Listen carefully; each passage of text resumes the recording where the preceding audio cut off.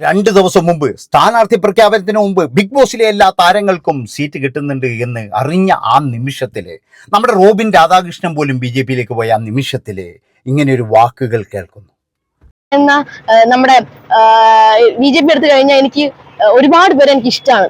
നമ്മുടെ സുരേഷ് ഗോപി സാറിന് ഇഷ്ടമാണ്, പോട്ടെ നരേന്ദ്രമോദി സാറിന് എനിക്ക് ഇഷ്ടമാണ്. കാരണം പുള്ളിക്കാരൻ എനിക്ക് കാണാൻ വലിയ ട്രിവാൻഡ്രത്ത് വന്ന സമയത്ത് എനിക്ക് കാണാൻ പറ്റില്ല, ഞാൻ ഇവിടെ ഉണ്ടായിരുന്നില്ല. പുള്ളി ലൈഫിൽ എപ്പോഴെങ്കിലും എനിക്ക് കാണുന്ന വലിയ ആഗ്രഹമുള്ള ഒരു കാര്യം കൂടിയാണ്. പിന്നെ കൃഷ്ണമ സാർ, നമ്മുടെ ദിയ കൃഷ്ണയുടെയൊക്കെ അച്ഛൻ, അത് നമ്മുടെ ബിഗ് ബോസ് താരമായ ബിഗ് ബോസ് വിന്നറായ അനുമോളുടെ വാക്കുകളാണിത്. എന്താണെന്ന് ചോദിച്ചാൽ എനിക്ക് ഭയങ്കര ഇഷ്ടമാണ്. എല്ലാവരും പറയുന്ന പോലെ തന്നെയാണ് പിന്നെ അനുമോളും പറയുന്നത്. പക്ഷെ അനുമോള് പറയുമ്പോൾ ഒരു പ്രത്യേകതയുണ്ട് ഇതിന്. അതാണ് നിങ്ങൾ മനസ്സിലാക്കുക. അനുമോള് പറയുന്നത് ഒരു സാധാരണക്കാരൻ പറയുന്നത് പോലെയല്ല. അനുമോള് പറയുമ്പോൾ അതിനൊരു പ്രത്യേകത എന്താണെന്ന് വെച്ച് കഴിഞ്ഞാൽ അനുമോള് പല ലക്ഷ്യങ്ങളും കണ്ടായിരിക്കും ചിലപ്പോൾ പറയുന്നത്. ഇപ്പം അനുമോള് പറയും ഞാൻ ഒരു ലക്ഷ്യവും കണ്ടിട്ടല്ല, ഞാൻ എല്ലാവരെയും അങ്ങനെ പോലത്തി പറയലുണ്ട്. അതൊക്കെ എന്ന് പറഞ്ഞ് ഇത് കഴിഞ്ഞതിന് ശേഷം വന്നൊരു സംഭവമാണ്. അപ്പോൾ ഇതിൻ്റെ പുറകിൽ എന്താണെന്ന് വെച്ച് കഴിഞ്ഞാൽ ഞാൻ ഊഹിക്കുന്നത് ബിഗ് ബോസിലുള്ള എല്ലാവർക്കും സീറ്റ് കൊടുക്കുന്നുണ്ട്. അഖിൽ മാരാർ സ്ഥാനാർത്ഥിയാണ്, അതുപോലെ തന്നെ നമ്മളെ ലക്ഷ്മിപ്രിയ സ്ഥാനാർത്ഥിയാണ്, പിന്നെ വീണ നായർ സ്ഥാനാർത്ഥിയാണ്. റോബിൻ രാധാകൃഷ്ണന്റെ സ്ഥാനാർത്ഥ്യം കിട്ടുമെന്ന് പ്രതീക്ഷിച്ചു, അദ്ദേഹത്തിന് കിട്ടിയില്ല. പിന്നെ എന്ന് പറഞ്ഞാൽ വെറുതെ അല്ല ഒരു ഭാര്യ എന്ന് പറയുന്ന ഒരു ഇതിലാണ് പ്രോമിന്റെ ഭർത്താവ് എന്ന അയാളുടെ പേര് ഒരു ചങ്ങാതിൻ്റെ ജ്വല്ലറിയോടമ, അയാൾ സ്ഥാനാർത്ഥിയാണ്. അങ്ങനെ പല തരത്തിലെന്ന് പറഞ്ഞു കഴിഞ്ഞാൽ ബിഗ് ബോസ് താരങ്ങളുമായിട്ട് ബന്ധപ്പെട്ടിട്ടുള്ള ഒരു സ്ഥാനാർത്ഥി ലിസ്റ്റാണ് ഇവിടെ BJP-യുടെ ഒരു ഇത് പ്രഖ്യാപിച്ചിരിക്കുന്നത്. അതായത് 2020 അല്ലെങ്കിൽ BJP NDA മുന്നണി പ്രഖ്യാപിച്ചിരിക്കുന്നത്. അപ്പം അങ്ങനെ പ്രഖ്യാപിക്കുമ്പോഴെന്ന് പറഞ്ഞു കഴിഞ്ഞാൽ തനിക്കും കൂടി അതിൻ്റെ അകത്ത് ഒരു സീറ്റ് കിട്ടുമോ, അല്ലെങ്കിൽ താനും കൂടി എന്തെങ്കിലും പറഞ്ഞു കഴിഞ്ഞാൽ എന്തെങ്കിലും ഒരു സീറ്റ് വേണ്ടാന്നൊന്നും പറയണ്ട. അനുമോൾക്ക് നല്ല മോഹവും കാര്യങ്ങളൊക്കെ ഉണ്ടാകാം. അനുമോൾക്ക് എന്ന് മാത്രമല്ല ഇവിടെയുള്ള പലർക്കും എന്ന് പറഞ്ഞു കഴിഞ്ഞാൽ മോഹമുണ്ട്. ഒരു സീറ്റ് കിട്ടിക്കഴിഞ്ഞാൽ ജയിച്ചിട്ടില്ലെങ്കിലും ഒരു സീറ്റ് കിട്ടിക്കഴിഞ്ഞാൽ അത് വേണ്ടാന്നൊന്നും ആരും വെക്കത്തില്ല. എല്ലാവർക്കും വേണ്ടത് എന്ന് പറഞ്ഞാൽ അധികാരം തന്നെയാണ്. അല്ലാതെ നമ്മൾ വിചാരിക്കുന്ന പോലെ ഒരുപാട് നന്മയോ അല്ലെങ്കിൽ ഒന്നുമല്ല. ഇപ്പൊ CPM-ൽ പൊന്തിച്ചു പറഞ്ഞാലോ അല്ലെങ്കിൽ കോൺഗ്രസിനെ പൊന്തിച്ചു പറഞ്ഞാലോ രണ്ടുപേരും സീറ്റ് കൊടുക്കത്തില്ല.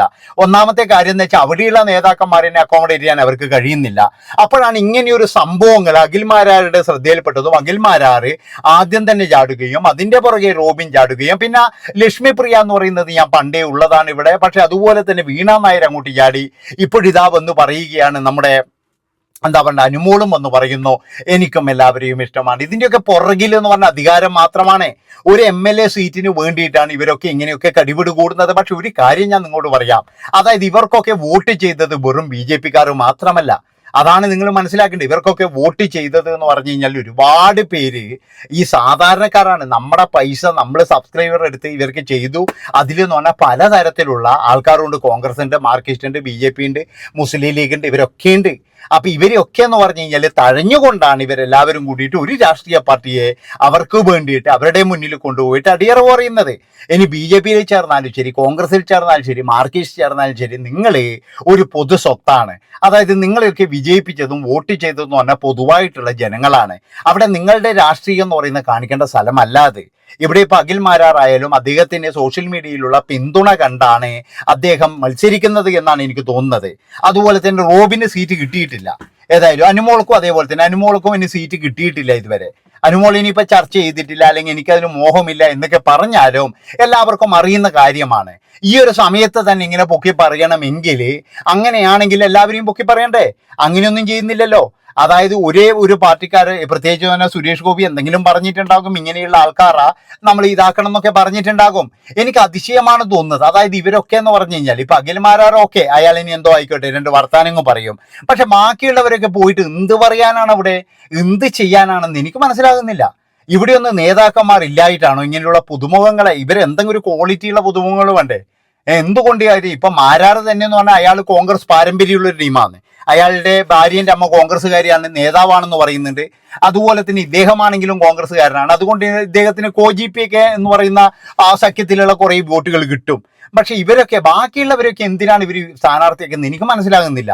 അതായത് ഇവർക്കൊക്കെ എന്ത് പ്രാവണ്യമാണുള്ളത്, അല്ലെങ്കിൽ ഇവരെന്താണ് നാടിന് വേണ്ടിയിട്ട് അവിടെ പോയിട്ട് ചെയ്യാൻ പോകുന്നത്? അവർ എന്തെങ്കിലും ഒരു കാര്യം ചെയ്യാൻ പറ്റും ഇവർക്ക്?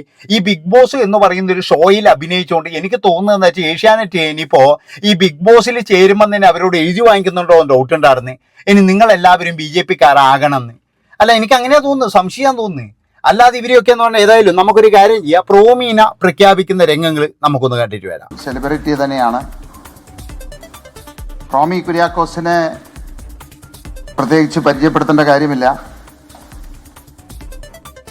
നമ്മുടെ വെറുതെയല്ല ഭാര്യ എന്ന ഫാമിലി റിയാലിറ്റി ഷോയിലൂടെ പ്രശസ്തി നേടിയ ഒരാളാണ്. അതുകൂടാതെ റോമിയുടെ ഭാര്യ നിതയും ഇന്ന് സോഷ്യൽ മീഡിയയിൽ രണ്ടുപേരും വളരെ ഇൻഫ്ലുവൻസറായിട്ട് പ്രവർത്തിക്കുന്നവരാണ്. ഒട്ടനവധി സോഷ്യൽ മീഡിയയിൽ തരംഗമുണ്ടാക്കി വലിയൊരു ശ്രദ്ധ